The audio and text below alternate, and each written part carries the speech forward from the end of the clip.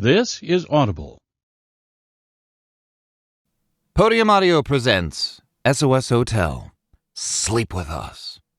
Book 3 of SOS Hotel, written by Adam Vex, performed by Michael Leslie. Chapter 1. Z grunted. Deeper. I am. Shove it in harder. It's too small. Kitten, have you seen the size of the hole? Put some hip action into it. He huffed, bent over the rickety cabinet, hugging all the panels in place. His wings were up, out of the way, while his tail helped him hold on. Did you lube? I was trying to manhandle the cabinet's side panel into its longer back panel, lining up the little wooden dowel things with their holes. But it wasn't going so well. Although I could tell by the tittering coming from the customers in the bar, at least they appeared to be enjoying the show. I don't have any lube, I told Z. Emergency lube is vital. I can't hold it. Thrust, Adam. I am thrusting. I jerked my hips, trying to pump the panel into place. May I be of assistance? Lord Renard chose that precise moment to appear in the corner of my vision. I puffed my bangs from my sticky face, while awkwardly contorted around the edge of the cabinet. Renard stood back, eyebrow arched in silent judgment, holding the instruction pamphlet I hadn't read. And neither had Z. Does it look like we need your help? Z grumbled.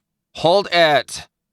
Renard's beautiful, dark-lined, silvery eyes swiveled to Z, then cut back to me, querying whether we wanted an answer.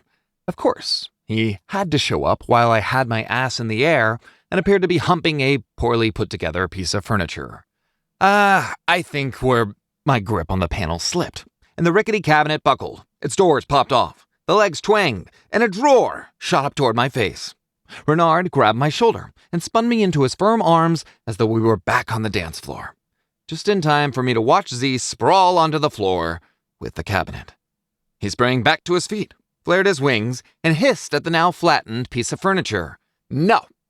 I am done. You need 8 arms to put this shit together. It's like fucking Jenga. In Jenga, don't you take pieces out? I asked. Huh? Z grunted. Did you read the instructions?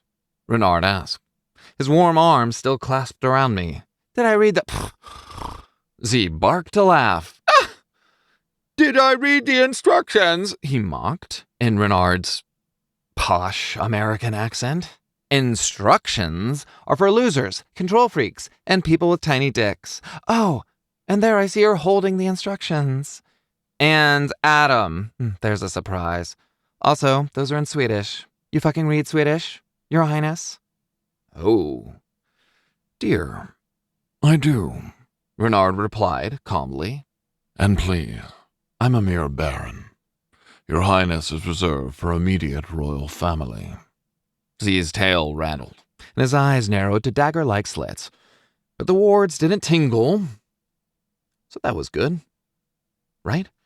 If I'd expected them to get along, since we'd plucked Renard out of his family's clutches and they'd begun to use each other's first names, I'd clearly been a bit too optimistic. Z picked up a hammer, took a single step closer, and dropped it at Renard's feet with a heavy clang. Have at it, fancy daddy. He flicked his horns and strutted off, hips rocking, boots punctuating the floor. Why does he insist on calling me daddy when we are clearly not related? Oh, I have no idea. I extracted myself from the comfortable niche under Renard's arm and brushed sawdust from my clothes. I couldn't construct the cabinet on my own. There were 100 other jobs to be done in the hotel. Why don't you take a break, and I'll see what I can do, Renard asked. He shrugged off his jacket and draped it over a nearby chair, then folded his shirt sleeves up his forearms. I could have watched Renard's fingers tease those sleeve cuffs all day. He made each gesture precise. Each pinch had its place. Every little fold-over was performed with perfect accuracy, ensuring no gesture was wasted. And he had the kind of wrists and forearms made for advertising expensive luxury watches. Why were forearms so sexy? I cleared my throat. Mm. Mm. Are you sure? Don't you have better things to be doing? I have some time. The company largely runs itself. He picked up the instructions again and leafed through them. This shouldn't take long. If he made that cabinet as perfect as he had made the paper swan he'd once given me, Z would despise it. Maybe don't make it too well. He looked up and grimaced, as though it suggested he roll in mud.